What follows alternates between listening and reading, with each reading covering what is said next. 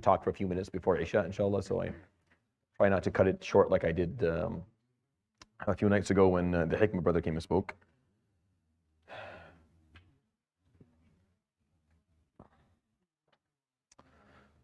Let's go to the voting piece. Here we are.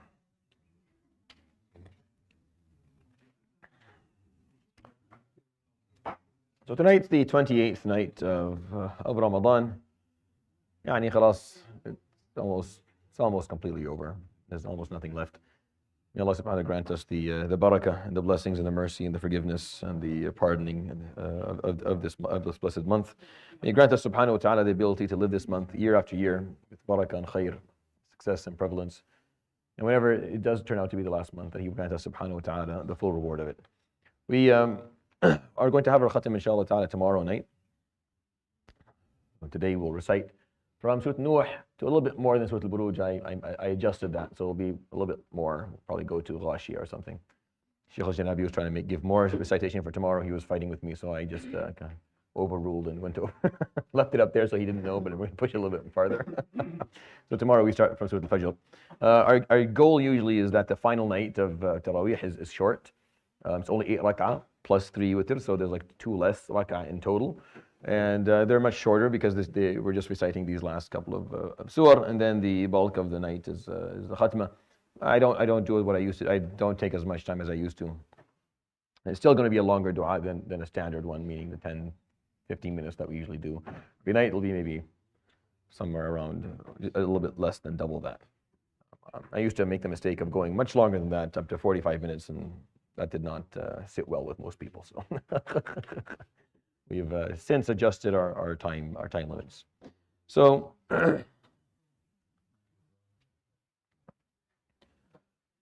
today we will complete جزء الملك إلى المرسلات. المفصل from Qaf to An-Nas are 4 clusters of surahs. Each one talks about something very distinct and different than the other one. Qaf to Al-Hadid establishes the choices, the options, meaning the identifying factors of who you are as a Muslim, what it means to be a Muslim, what choices you're making to allow that to be appropriate. Surat from Mujadila to Tahrim is organizational aspects, all fiqh, it's all jurisprudence, just talks about laws and rules and issues of organizing society and individual-based relationships and individual community relationships and community relationships. And Al-Mulk to Al-Mursalat talks about what requirements there are for you to be the ambassador, an ambassador of Islam. And it's not a choice. The moment you say La ilaha illallah Muhammad Rasulullah, you are. By nature, by default, you're going to represent the deen. So Allah subhanahu wa ta'ala is teaching us, okay, you're going to perform da'wah, whether you like it or not. So here's the requirements. You need a certain amount of ilm, ethics, spirituality, and behavior. Mulk, Qalam, Haqat, Al-Ma'arij. Those are the 4 surahs that they talk about. The surah that we started with today, Nuh and Jinn, give us 2 examples of da'wah. One that worked out, Surah Al-Jinn, and one that didn't. Even though the effort was very different. Surah Sayyidina Nuh alayhi salam did everything right. He did absolutely everything right. And he did it for a long time right. And he still didn't get the outcome. The outcome was still not even remotely close. The highest number that the scholars give in terms of the number of people who believed in him alayhi salam was 83. Right? Hundreds of years he spent speaking to people. The breakdown is very poor. Like he had every decade that one person would accept Islam with him, basically. That's how it kind of played out. So it took a very, very long time. He did everything right. Actually, the surah goes into detail of how he did it really well, and it didn't work out. The jinn, on the other hand, accept Islam. Not only do they accept Islam, they state their beliefs. They start reforming their community. They start work, and the Prophet ﷺ didn't even know he was doing da'wah to them. He didn't even know. He didn't know they were listening. He was just praying at night, ﷺ. He didn't actually mean it. So these 2 examples in da'wah just kind of serve as a reminder that you can't really, you can't for sure, you can't control the outcomes, and you won't always know like whether it's going to work out or not, even though you may do everything perfectly. You do it textbook. You check boxes everywhere. You did it exactly the way it needs to be done. It still may not work out. Actually, there's a high likelihood that it won't. You can't control that. You just do your part. And that's what Surah Nuh, Surah Al-Jinn serve as. Two examples of da'wah. One that didn't work out despite everything going right, and one that did work out despite there being almost no effort in the whole issue. Like there was like no actual intention of it. Surah Al-Qiyamah, Al-Muzammil wal-Muddathir, they talk about what it is you're going to need in order for this to work. Aside from the characteristics which are your requirements. You need certain requirements. You need ilm and ethics and behaviors and spirituality. Here, subhanahu wa ta'ala talks about the fuel. There are two things. Al-Muzammil is, مَا تَزَمَّلَ بِهِ الْإِنسان is whatever you cover your body with, you cover your skin with. And here he talks about the fuel that you need in order for you to be able to actually do this job. You're going to perform da'wah, you need your salah, which is what Surah Al-Muzammil talks about. You need your salah, you need your relationship with Allah subhanahu wa ta'ala. If you go through this surah, he doesn't just talk about salah. He talks about dhikr, and he talks about reciting the Quran, and he talks about dua, and he talks about all of the spiritual milestones or hallmarks of what Islam is, and he points them out subhanahu wa ta'ala as this is what you need. You can't perform this job. Like you won't be able to carry this burden or fulfill your purpose if you don't have your salah. And the Surah Al-Muddathir talks about the ethical or the practical guidelines. Here's what you're going to be teaching. أنذر ربك فكبر ثيابك فطهر والرجز فاهجر لا تمنن تستكثر. Here are the guidelines of the actual bulk of teachings. Here's what people are going to learn. Here's what you need in order to carry this message, and here's what you're going to be teaching them.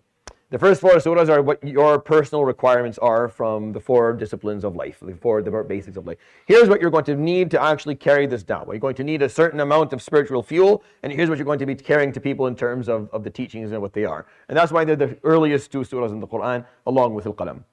Right, those three, Muzammil, Muddathir plus Qalam, these are the earliest surahs ever. Aside from Iqra bismi Rabbik, nothing comes before them. Fatiha, in most opinions, came after them. Fatiha, in most opinions, comes after these three. So these three were up front. The Prophet ﷺ is being explained to him. Here, Surah Al-Qalam, here's your ethical requirements. Right? This is what you're going to need to carry in your heart. If you don't have this, people won't listen to you. Here's the fuel that's going to carry you through. Your salah and your dhikr and your tasbih and your Quran. Here's what's going to carry you through. And here's what you're going to be preaching to people. Surah Al-Muddathir. And he was left, alayhi salatu wasalam. Right, for 6 months, he didn't receive any other revelation aside from Iqra bismi Rabbik, and then later on Fatiha. That's it. He received nothing else. And to figure it out through with those 5 surahs. But if you think about it, they do carry basically what's needed. Here's your fuel. Here's what you're going to be teaching. All right, fuel yourself and go teach. Make sure that you're connected to Allah subhanahu wa ta'ala. Pray at night and then go, Inna laka fin nahari sabahan tawil, and then go and take Qum fa'anzir wa rabbaka fakabbir wa thiyabaka fatahhir. These beautiful surahs, by the way. And I highly recommend at some point in your life that you just listen to a proper tafsir of them. We will be coming to them at some point in the Sunday halaqah that we run. It won't be for another 8-9 months or more, at least for us to get there. But when we do, it's totally worth your time to at least listen to those 2 surahs because they're so early. And the Prophet ﷺ is being called by, in a fashion that refers to the first night. Al-Muzammil and Al-Muddathir is what he did the first night. When he came running down the mountain, he said to his wife, Zammiluni dathiruni. Cover me, cover me. Cover my body, cover my clothing. He was freezing, alayhi salatu wasalam. So Allah subhanahu wa ta'ala would call him by references of that night. Oh, Al-Muzammil, oh, the one who called to be covered. Oh, Al-Muddathir, oh, the one. And then give him the teaching, sallallahu alayhi wa sallam. Beautiful surahs. Qiyam wal-insan wal-mursalat are examples of how da'wah can work. Meaning what you would actually do. If the Muzammil is the fuel, and Muddathir is the practical practice that you're going to bring to people, the practices you're going to bring to people, these 3 surahs are examples of them. Qiyamah is da'wah with intellect. Da'wah that is balanced, that is using your comprehension, it's using your logic. That's why the surah is filled with that. بَلِ الْإِنسَانُ عَلَى نَفْسِهِ بَصِيرًا بَلْ يُرِيدُ الْإِنسَانُ لِيَفْجُرَ أَمَامَهُ. It talks about the instincts and the human insight. Surah Al-Insan is da'wah through desire, through pitching the reward. That's why the bulk of Surah Al-Insan talks about Allah subhanahu wa ta'ala's Jannah. It's a beautiful surah. We love to recite it in the Jumu'ah morning. It's all about, it tells you of Allah, what He has hidden for you in terms of reward. And what's there's always going to be some reference to punishment whenever there's reward, and vice versa. But Surah Al-Insan, the bulk of the surah is talking about Allah subhanahu wa ta'ala's reward. Surah Al-Mursalat is the opposite. It's da'wah through fear. That's why the bulk of the surah talks about punishment, and there's a small, at the end there's a little piece that talks about reward. And those are 3 ways that you perform da'wah. Either you do it logically, which is Surat Al-Qiyamah, which is the first way to go. You speak to people, you speak to their minds first. Or you do it via desire. You talk about reward. You talk about what's waiting for them. You talk about something, you bring them optimism of what's going to come later. Or you talk about fear. You talk about punishment. You talk about that reverence piece. And all three are acceptable. They all require within them a little bit of the others. Meaning, Surah Al-Qiyamah is not completely stripped of any speech of punishment or reward. No, it has a little bit of in it. And Surah Al-Nisa is not stripped from any speech of punishment or logic. You have some of that in it too. And Surah Al-Mursalat is not stripped from any speech of reward and logic. No, they all have that in it. But da'wah can be done with the bulk of things focused in a certain direction. I'm going to tell you a story to understand how this is important. So I come from a very harsh village. The people there, they're farmers. Someone does salam to you and he pulls his hand a little bit, he'll scrape the skin off your hand. These people, they work all day long. They work all day long with the irrigation and with animals, and they're very harsh people. We had a really beautiful imam come to our village in, I want to say it's 2003 or something like that. I was quite young still. And he came, and his name is Sheikh Marwan Zuhuri Abul Qasim. May Allah preserve him. He's a beautiful gentleman. He taught me a lot. I learned a lot from him. He's one of my teachers in the Shafi'i madhab, and he taught me many more things. And he was a bit young, probably my age now, back then, probably my age. He came to this village, and he started, and he was, mashallah, very, he was very energetic. And he was trying to bring more people to come to masajid and halal durus.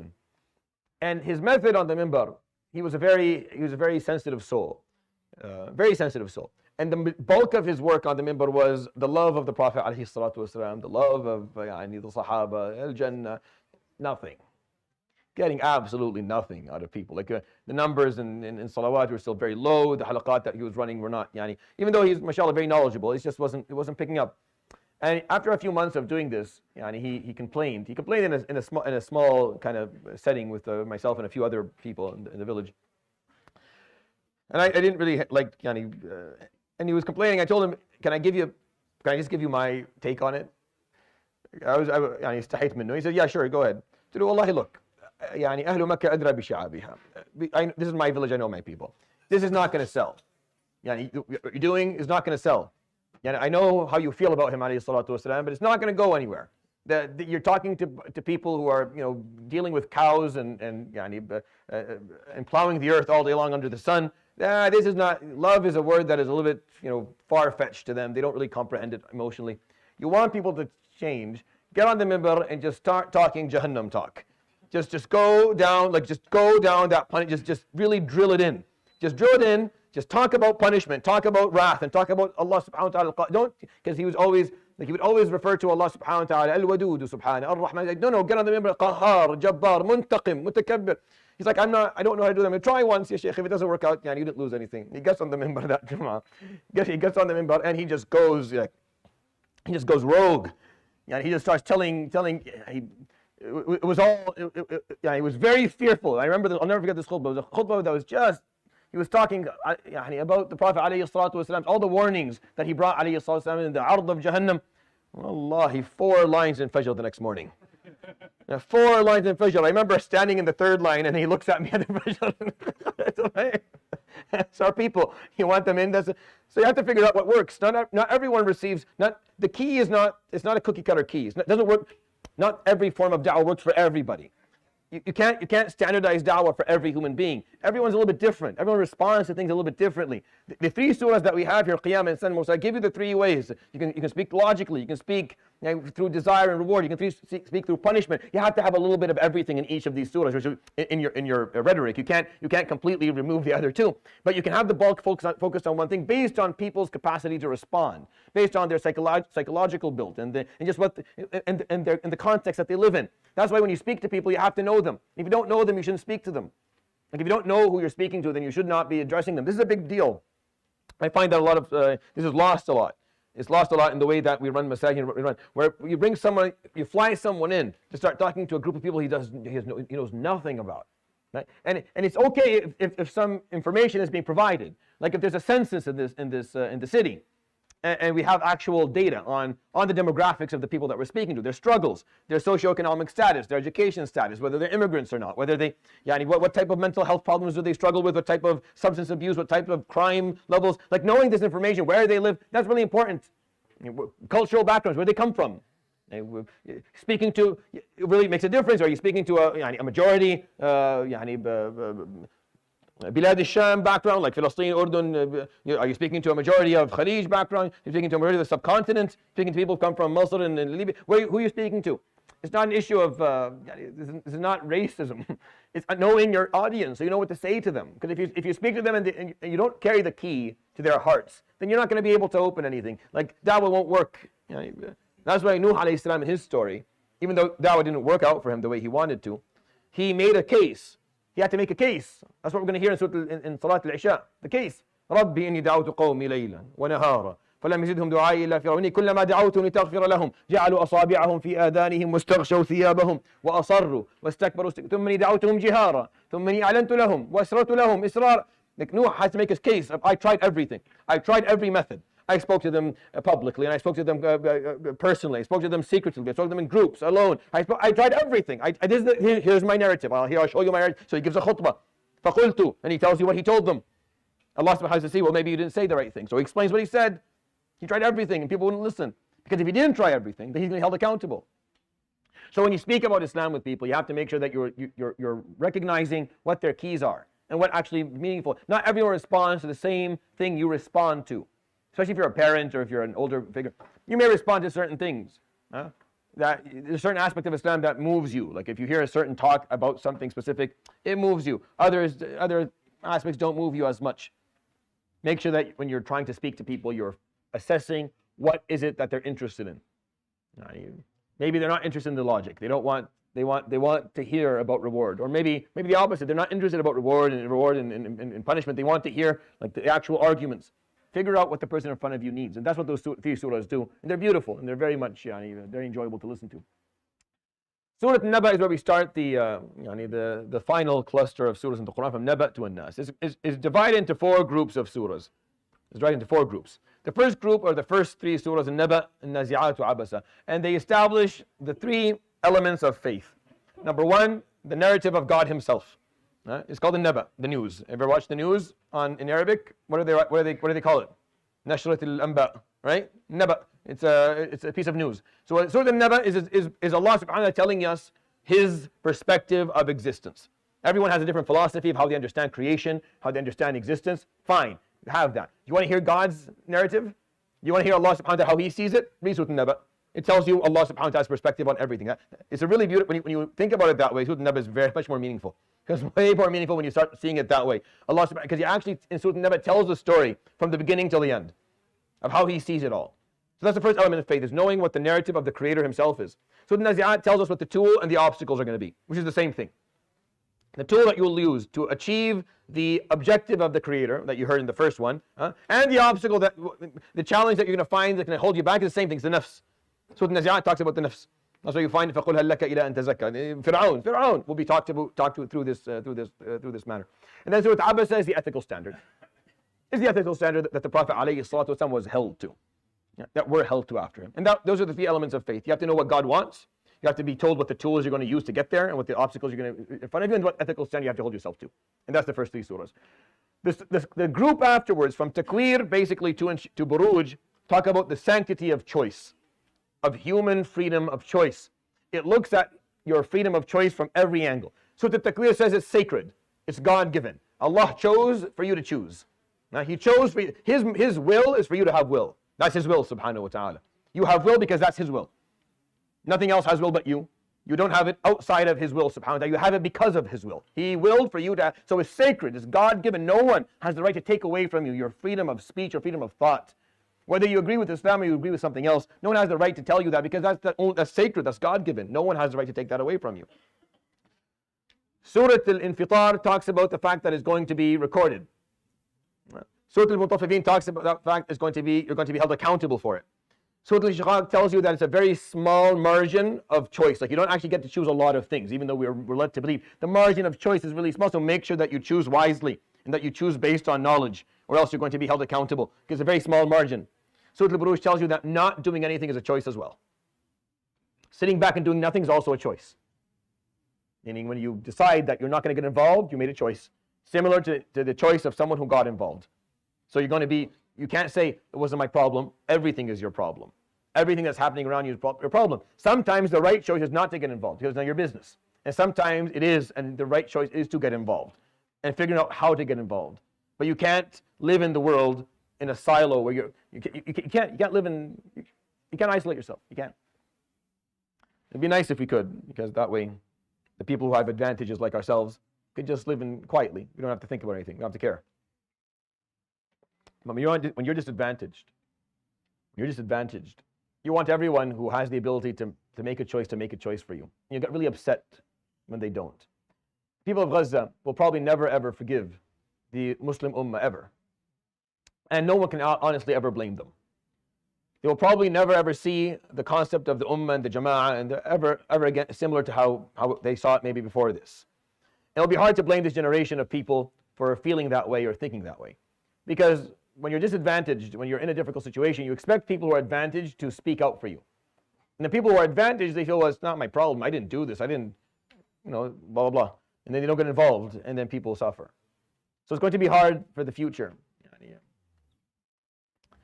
I remember when I left Syria, and it was almost completely destroyed. Like almost everything that defined what Sham was once is no longer. And I wrote a poem, and there was a piece of poetry that I said, and I said, this is what I was saying. لا بأس إن لم تسمعوا لمقالتي ما كنت أسمعكم وبيتي عامر. I was addressing the Arab and the Muslims. It's okay, you didn't listen to me, you didn't hear us, you didn't listen to us, you didn't help us when we needed help. Honestly, I was listening to you when my house was doing well. I can't blame you for not listening and hearing us out when we were struggling and suffering and dying and being displaced and removed and people and children washing up on the shores of Greece. No one, I can't blame you for not listening to us and responding, because when my house was Amir, when it was doing well, I wasn't hearing either. I didn't hear I wasn't listening to the screams of the people in Palestine or Iraq or other parts of the world. We just kind of let it happen. Kind of just sat there and watched, and it was not my problem. I just focused. I think that we've come to a point of maturity in our ummah at this point that you can't really afford to do that anymore. Yeah? We can't afford to do that. We can't afford to say it's not our problem, or we'll participate maybe 5-10% of our time because it's not really our issue. No, it's not. That's actually not how Islam is designed. You accept Islam, now you carry the just causes of all humanity, and specifically Muslims, and specifically those who share your faith, who carry their just causes, and you live for that. And you advocate, you continue to advocate and educate. You continue to work towards the nusrah of that until the last moment of your life. And I'm telling you that this wheel of destruction that has found its way across probably the majority of the Islamic world will continue to roll and will continue to destroy and kill until Muslims decide to stop it. Until we stop being selfish. That as long as it's not destroying my country now, I can afford just to continue to focus on my life and the little things I want to build. No one's saying not to build your life and get married and have kids and have a house. And these are normal human functions. Everyone's supposed to do this stuff. But when you get distracted by it and preoccupied, and it becomes the only reason that you're around, and your focus is just on that, and nothing else really matters. That's not Islamic. I don't know how else to say this, but this is not what Islam is about. And we're all guilty of that. We're all guilty of that. We didn't listen to each other when we were in pain, because it was not my pain. It was your pain. So it was your pain, it's not mine. But when it became my pain, I suddenly felt everyone should respond to my pain. But then I remembered I didn't respond to your pain when it wasn't mine. So I feel a little bit hypocritical to ask you to respond. So I quieted down and stopped complaining. For a while I started to complain, like, why? How could you watch this? Do you not see them gassing full towns? I had a friend who was in residency with me, who woke up one morning and everyone he ever knew was dead. Everyone he had ever met in his life is dead. Not his family, extended family, everyone. His whole village was gone. There was no one left. They were all dead. He lost his mind. He didn't finish. He lost his mind. He had to. I don't know where he ended up going, but he couldn't function anymore.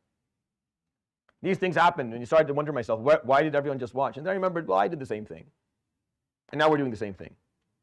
And it's until we come to a collective decision that that's not okay. That's not okay. We can't sit around and watch people suffer and struggle and people live under persecution and oppression, whether they're Muslim or not, by the way. Actually, the part of this is where it's only Muslim causes that matter is actually problematic as well. Like it's problematic when we decide that only Muslims are worthy of you standing for just causes for them. Then that's also a double standard. That's not acceptable. Yeah, we refuse oppression and across the board. We refuse all types of oppression. We stand by the oppressed wherever the oppressed may be. We stand by al-haq wherever the haq is. Doesn't matter who the haq is with. Doesn't matter who the haq is against. Even if the haq is in the hands of those who don't share your faith or culture, and the batil is in the hands of people who do, then you stand against them, because this is what you do as a Muslim. And that's why I think this.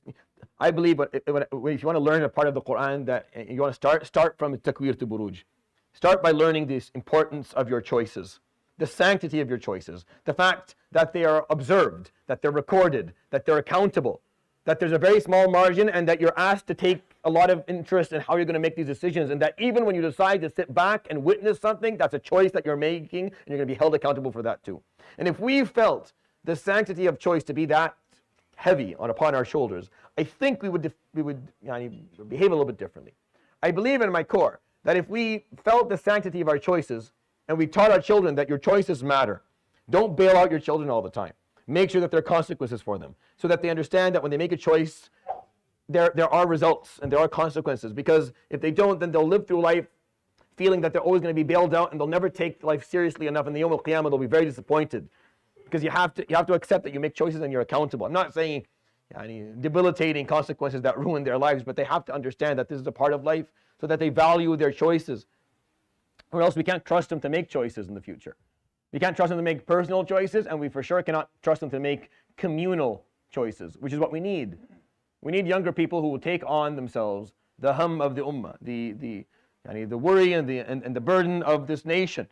And that requires people who have the capacity to make choices that are in the best interest of that nation. You have to be able to trust them to do that. Making choices is an art. It's a skill set. It takes time. You have to make a lot of wrong choices before you start learning how to make the right ones. You have to have that margin of that time to make mistakes. But you start by explaining that your choice is sacred, it's God-given. Do not give it up for anyone. Do not walk blindly behind anybody. This is your choice. And know that every aspect of your choice is being recorded, and you're going to be held accountable for it. So think long and hard and make good choices, because the margin of your choices are very, very limited. Think about it. What do you choose? What do you actually choose? What do I actually choose from? How many options? Not that many, really. They're there, alhamdulillah, but it's not infinite. I can't choose to fly. I can't choose to be a president tomorrow morning. It's not an option for me. I can make other choices. So the margin of choice is actually not as wide as we think it is, which makes it even more sacred. Surat al-Inshiqaq teaches. It's very sacred because there's only a few of them. There's only a few things that you can actually choose from. Make sure you make the right choices. And that's the second group of surahs in Juz' Amma. The third group of surahs starts with Surat Al-Tariq, and it's the toolkit. It's the tools that you require or you need as a Muslim to face life. And each surah the surah getting smaller and smaller. They just talk about a topic. And today we'll probably read to Surat Al-Ghashiyah, inshallah ta'ala, to just make tomorrow a little bit shorter. So سمعني شيخ الجنابي, I just pushed it to Al-Ghashiyah, inshallah. So we're going to go through Al-Tariq, Al-A'la, and Al-Ghashiyah, additional to us here. And Tariq talks about tawakkul. It talks about the importance of tawakkul and explains it in a really beautiful way. Then inshallah, you can go back to the surah summaries or go back to the tafsir that I did on these surahs. You can listen to the full breakdown. It's totally worth your time. So Al-A'la talks about tasbih, exaltation, exalting Allah subhanahu wa ta'ala. These are tools. These are what you use to deal with the world. You need tawakkul. You need to have that understanding of God, tasbih. Ghashiyah, it talks about mujahada. It talks about sabr. It talks about perseverance and resilience and grit, because you're going to need that. هل أتاك حديث الغاشية? You think what you're in now is hard? Has anyone told you about Al-Ghashiyah? It's way harder. Whatever you're in right now does not compare to what's coming next. So persevere. You'll be fine. What's coming next is way worse. And that's kind of where we stop. Tomorrow, inshallah, will be the final night, and I'll continue explaining the rest of these surahs, inshallah ta'ala, before salah. But let's get through maybe a few of them. We're not going to get through many, so I'll just do maybe two. So let's do Al-Jinn number 9. I got carried away. Yeah.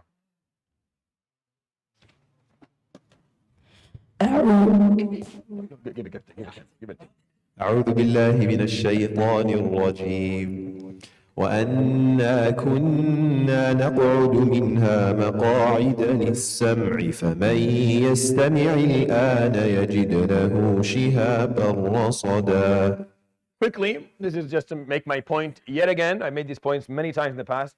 وَأَنَّا, this is what the jinn are saying. The jinn are saying the following. وَأَنَّا كُنَّا نَقْعُدُ مِنْهَا مَقَاعِدَ لِلسَّمْعِ. We used to have the capacity to sit in places where we could hear whatever it is the malaika were talking about from Amr as-Sama. فَمَنْ يَسْتَمِعِ الْآنِ, whoever tries to listen now, يَجِدْ لَهُ شِهَابًا رَصَدًا. He finds for himself a comment that will take him out immediately. That's what the jinn are saying. So that's what the Quran says very clearly. So when someone comes and talks to you about sihr and jinn and all this other stuff, just go back and read the surah and read ayah number 9. Again, وَأَنَّا كُنَّا نَقْعُدْ. Kunna, I'm not saying it didn't exist. It existed at some point. It doesn't exist anymore. فَمَنْ يَسْتَمِعِ الْآنِ, whoever tries to listen today, يَجِدْ لَهُ شِهَابًا رَصَدًا. Now who do you trust? Allah subhanahu wa ta'ala is teaching, or some other person telling you that you're diagnosed with this or that or something else? I have talked about this topic over 10 times over the last maybe 12 months. And I know that it rubs some people the wrong way. Not everyone agrees with it. But I have to be very clear with you. The usage of ghaib to get people to behave in certain ways, to get people to be scared of something, to get people to feel that they need something outside of their own capacity, and to get them to pay money sometimes, is very dangerous. And a superstition that is not welcome within our deen. Muslims were never superstitious people. Ruqyah is beautiful. You should do it all the time. The Quran is there, that's why it's there. You should read it every day. Perform ruqyah on yourself and the people that you love daily. This idea of every time things going wrong, or when people struggle with something or suffer, for us to continue to use the rhetoric of hasad and ayn and jinn, and have people actually offering diagnoses, which is a whole different level of, which is a whole different problem. I don't know, how do you diagnose, and how do you diagnose something that has no, how do you diagnose something if you have no actual concrete evidence for it? Based on what? Based on what you offer a diagnosis of jinn? What did you do? I really want to know. How did you figure this out? What jihaz do you have at home that is able to pick up jinn on the inside of a human being? What blood test did you use? How are you diagnosing this? And then what if you do diagnose it somehow, if you diagnose it, where do you get the treatment plan from? He never gave a treatment plan to alayhi salatu wasalam for this. That doesn't exist. Alayhi salatu wasalam recited the Quran for people. He did ruqyah, he told them to do ruqyah. That's it. We have nothing else. This comes from this is superstition coming from superstitious communities that lack proper Islamic education. That's all it is. Because I don't understand why the jinn just don't leave us for a while and come take care of the Western people for a few years. Why do all the jinn seem to exist in my village? Why is jinn infested in my family specifically? Everyone else seems to be fine, but jinn is everywhere here. Hasad doesn't seem to affect anyone else. I mean, if hasad was the way we think it is, then the moment someone puts an Instagram post and gets a couple of million views, they should melt. They should melt and die immediately, because I'm sure out of the million people looked at them, there has to be a couple of people who have ayn and hasad, but they seem to be fine. But then everyone else, I'm not saying it's not there. See, I don't know how to explain this better than I'm already explaining it. I'm not saying that this is not al-ayn haq ya akhi, wal-hasad is there as well. And how you protect yourself from this, you recite Quran upon yourself, and you make smart choices. You don't show off what you got in front of people who don't have what you have. And you don't show off what you have in front of people who don't necessarily wish the best for you. So you be humble, and you hold back, and Allah subhanahu wa ta'ala's ni'mah, you use it for khair, you don't use it to show off. Stop doing those things, and it'll be way more less ayn, less hasad, less. But the concept of jinn going inside of you, that's a whole different ball game. That they're going to somehow find a way inside of your brain and hold on and start moving things the way they want. No. There are mental health disorders that require mental health care professionals to diagnose and work with. And we need to get people help. We need to get people help. I don't know how to, you have to be careful with this rhetoric. And then you're depriving someone who's suffering from appropriate health care because of a belief that you have. That is incorrect. That's not Islamic, ya akhi. Wallah, though Islamic, I would have defended it. It's not. We don't have evidence for any of this stuff. So be very careful when you decide to go to a sheikh because he's going to diagnose sihr for you, or he's going to, even the idea of going to someone for ruqyah. No. You bring someone for me to do ruqyah. Why would I do ruqyah for someone I don't even know? Who loves this person more? Me or you? Then you're better to do ruqyah. It's not about the pronunciation of the verses. It's about the sincerity and the love that exists within it. Perform ruqyah upon your children. If you are going out of your house asking for ruqyah, it usually means there's a mental health problem in your house that is undiagnosed and you have not looked into it before. And it happens almost every week, and it really breaks my heart and bothers me. When the people come and ask, oh, my daughter or my son, they need ruqyah, I look at the kid, I know immediately this kid is suffering. There's something going on. There's something going on. The parents are blind. They can't see it. It's hard to see sometimes when something's right under you. It's been there all the time. It's hard to see it. And I'm not saying that you're at fault for not seeing it, but you have to ask for the correct help. And then when I offer mental health, I'm like, let me get this person to speak to a specialist, a psychologist, a Muslim psychiatrist, someone who will help them out. I get pushback. No. I'll go to Sheikh al-Jammali, I'll go to Sheikh Abdul Fattah, I'll go to Sheikh. And all the Sheikh will say the same thing. Yeah, I mean, this is not, but they don't want to. They'll keep on looking. They'll find someone who will diagnose and then do what they want. But it doesn't fix this person's problem. And this young person is suffering. And mental health issues get worse the longer we keep them lingering around. The longer we take to actually identify them and teach the person the skills they're going to need to deal with them. And sometimes they'll need medication, ya akhi, as well. وَأَنَّا كُنَّا نَقْعُدُ مِنْهَا. The Quran takes away the ability for people to make arguments. I just don't believe most individuals read the Quran to begin with. وَأَنَّا كُنَّا نَقْعُدُ مِنْهَا فَمَنْ يَسْتَمِعِ الْآنِ. If you try to listen now, this is the jinn saying, if we try to figure out anything about the future, if you listen now, يَجِدْ لَهُ شِهَابًا رَصَدًا. He's taken out immediately. It changes the whole dynamic. All right. We'll do one more and then we have inshallah, a guest who will share a few words with us, inshallah. Let's do Surat 32. And then Juz' Amma we'll do tomorrow, and that way we... Okay, that's... إنها ترمي بشرر كالقصر. So remember I talked to you about Surat al-Mursalat. It does da'wah. The bulk of it is through fear. It's through reminding us of just punishment. Within Surat al-Mursalat, he talks about Jannah, he talks about logic, he talks about history, subhanahu wa ta'ala. But the bulk of it is talking about وَيْلٌ يَوْمَئِذٍ لِلْمُكَذِّبِينَ. A severe warning for those who turned their backs on what Allah subhanahu wa ta'ala told them was the truth, and they knew was the truth, but they refused to accept. So he talks about Jahannam subhanahu wa ta'ala for a moment. He says, إِنَّهَا, this is the description, تَرْمِي بِشَرَرٍ كَالْقَصْرِ. Indeed, Jahannam throws a spark like a castle. You know when you have the old-fashioned lighters, and they're empty, and you're trying to, you got a spark. What's a spark? Maybe a couple of centimeters.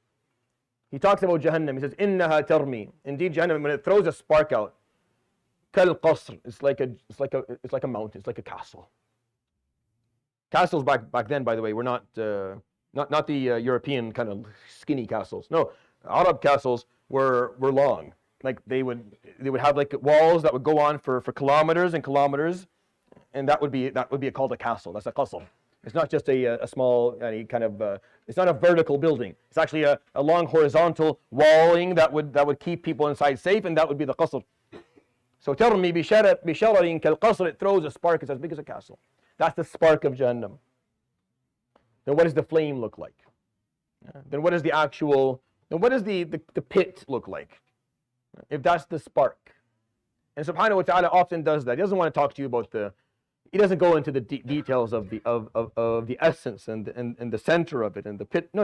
He'll just talk to you about a few things, a few symptoms, a few stuff that once you listen to, كَأَنَّهُ جِمَالَةٌ صُفْرٌ. It's as if it's a caravan of yellow camels. See, it's long. The concept of it is very long. One sharar, one spark. It's bigger than this place. That's the spark of Jahannam. Then what is Jahannam itself? And what are we in front of it? May Allah subhanahu wa ta'ala protect us from it. These are the nights that Allah subhanahu wa ta'ala frees us from this punishment, so we should turn to Him subhanahu wa ta'ala in that dua. I'll end with that, inshallah. Inshallah ta'ala, we have brother Ilyas, who's from MRC, who's going to share a few words with us. I feel that it's our obligation as a community to support our local organizations that advocate for us, that work with us, that help us serve our community. And we had Hikmah a few nights ago, and I'm glad and very honored to have MRC share a few words with us. So without further ado, I'll move to Brother Ilyas, inshallah. Jazakallah. I'll just stay here. I feel like that chair doesn't belong to me.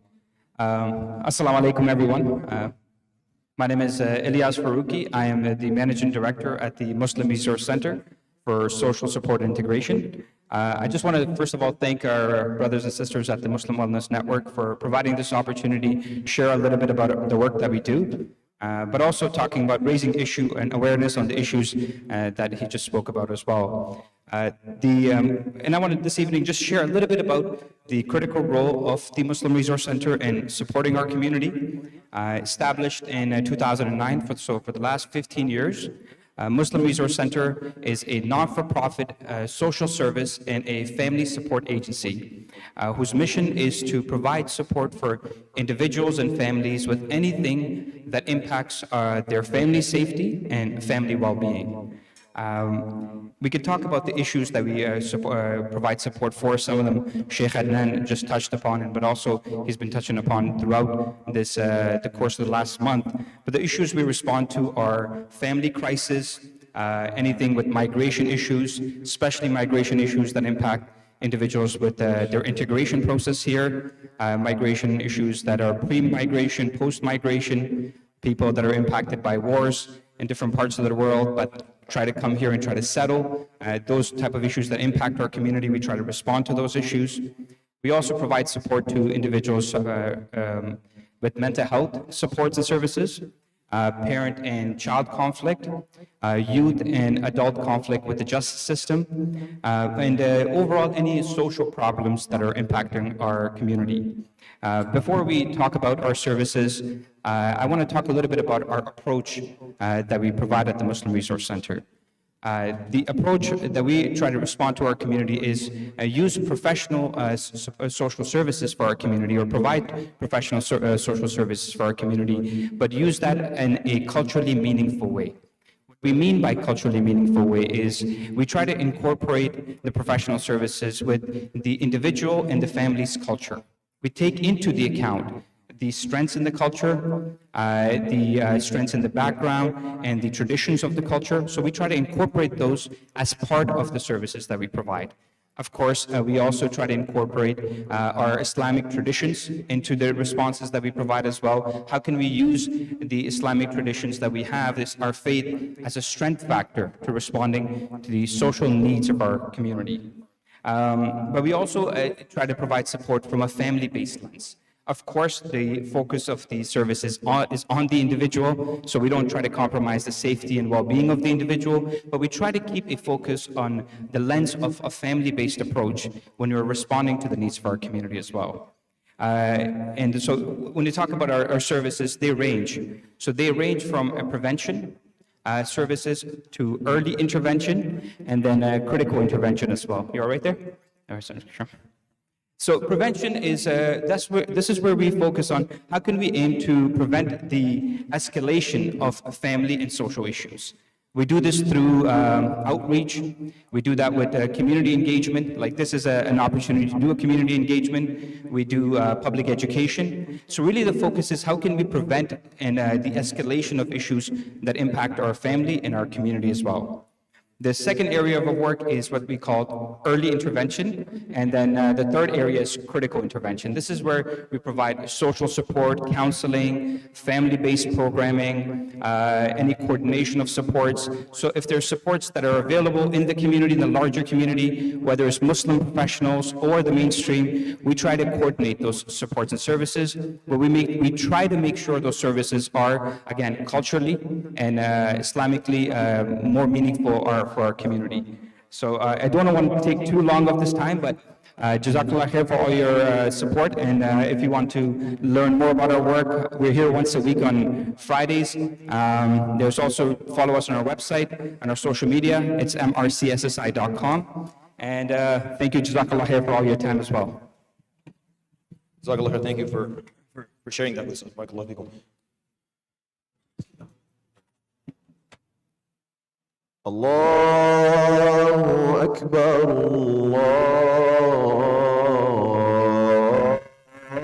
الله أكبر الله أكبر الله أكبر أشهد أن لا إله إلا الله